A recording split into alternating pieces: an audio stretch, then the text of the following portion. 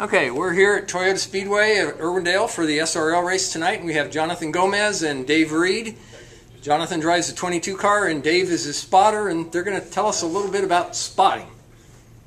Yeah, Dave Reed, my spotter. I was wondering, I've never switched roles. You know, I've always been the driver, never been the spotter. And I know as a driver out there, I'm always worried about what everybody else is doing out on the track, and I depend a lot on you. You help me with lines, everything else. What is it like standing in the stands spotting for somebody, telling them what to do and what's going on when you don't actually have controls? It's actually pretty cool. I mean, as far as being, not being the driver, being able to switch roles, in a sense, I mean, I'm as close as it really gets to being right there with you on the track, because I'm your second eyes and ears and helping you get around the track and keeping you safe and, getting you to the front and through the accidents and everything. It's actually pretty exciting because, I mean, you and I are part of the race. I mean, you got the crew chief, and he's got to do all his duties and responsibilities before the race and sometimes during the race, depending on the conditions. But as far as during the race, it's you and I. And so it's pretty cool. It's like, I'm driving, but I get to live through you up on the top of the spotter stand. You don't have to be the ones sweating so bad in the car or bruised up the next day after you hit the wall? No, but sometimes you get bruised up on the top of the spotter stand too. and there's at times, I'm sweating too, especially those last couple laps here. I got to keep my cool to hopefully keep your cool and come across on the radio nice and calm. But, as you know, I mean, the last couple laps here, and how many yellow flags did we get the last time we were at Irwindale Speedway here, and with Derek Thorne beating on your back bumper and side by side. I mean, I had to be cool, but I was sweating too right there with you. I know that's a big part, keeping the driver calm. I've had a few different spotters, and everybody has something they do a little different. And it's very easy inside the car to get wound up, get frustrated. You're getting passed. It's always a horrible feeling when you're getting passed and not doing the passing. And it's kind of the spotter's role to, like you kind of mentioned, keeping the driver calm, and big picture all the time, always looking at the bright side, even though maybe it's not going good. There's always trying to find the bright side. I know, as you spotting for me, you do that a lot. Always just stay calm. We'll get them. They'll come back to us. Don't worry about them. Let them burn their stuff up. And I mean, you always stay real calm on the radio. You don't really get wound up.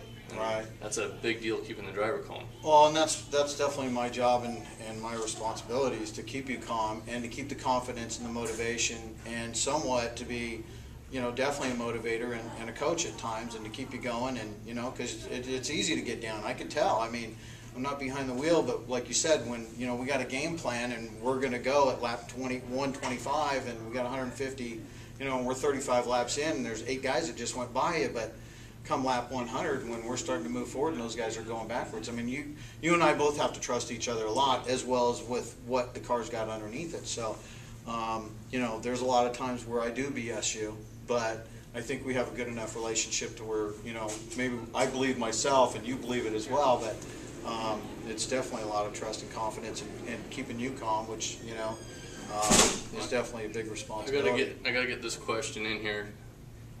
I know as driving, somebody's rubbing on you or spins you, and you just get mad and you just want to go take them out, spin them out or whatever.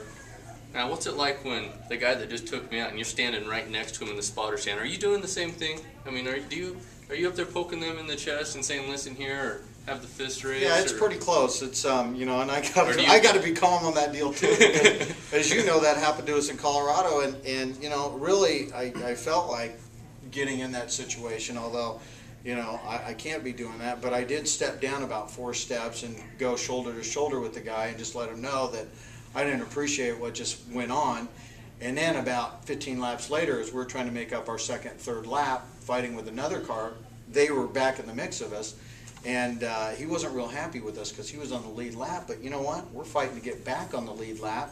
And he's the one who put us down, so I really wasn't going to cut him any slack either. So it works both ways. I mean, it's a give and take for you, and it's a give and take for me. As long as I'm not putting you in a bad position, I mean, I feel the same way with you. I don't forget either. I know drivers don't forget. I don't forget either. So, yeah, there's times, absolutely.